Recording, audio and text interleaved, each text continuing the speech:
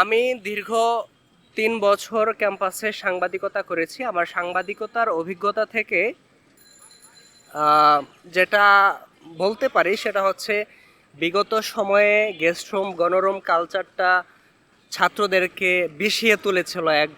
ছাত্ররা এক ধরনের বিরক্তি বোধ অনুভব করছিল, যেটা আমরা ২৪শে জুলাই গণঅভ্যুত্থানে লক্ষ্য করেছি। সেই বিস্ফোরণ আমরা দেখেছি, শিক্ষার্থীদের মনের তীব্র ক্ষোভ ছিল, সেই ক্ষোভের বিস্ফোরণ আমরা কিন্তু গত ২৪-এর আন্দোলনে দেখেছি।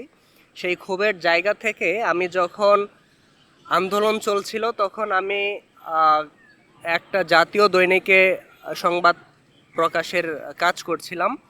তো সেই জায়গা থেকে আমার একটা অভিজ্ঞতা হয়েছে যে তারা সাধারণ শিক্ষার্থীরা রাজনীতির বিরুদ্ধে এক ধরনের বিরক্তি বোধ তারা প্রকাশ করেছে।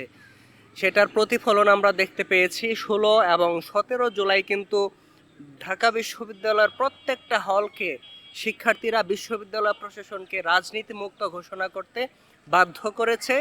এবং সেই ধারাবাহিকতায় অধিকাংশ শিক্ষার্থীদের দাবি ক্যাম্পাসে রাজনীতি চলতে পারে, সেটা নিয়ে দ্বিমত নেই, কিন্তু হলগুলোতে যেন ছাত্র রাজনীতিটা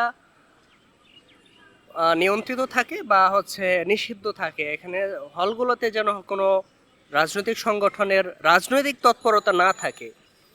এক্ষেত্রে এটার সাথে এই জিনিসটা আমি পর্যবেক্ষণ করেছি। এর সাথে আরেকটা বিষয় যুক্ত করা, সেটা হচ্ছে বিশ্লেষকরা বা সংশ্লিষ্টরা বলছেন এরকম যে হলগুলোতেও রাজনীতি চলতে পারে, তবে এটা একটা রিফরমেশনের মধ্য দিয়ে আসতে হবে। তো এক্ষেত্রে অনেকেই মতামত দিয়েছেন। এই দুইটা বিষয়কে আসলে বিবেচনা করা যেতে পারে। আমি আসলে কোনো দলের পক্ষ নিয়ে বা কোনো সংগঠন বা কারো ব্যক্তি কারো পক্ষ নিয়ে আসলে আমার মতামত দিতে পারছি না।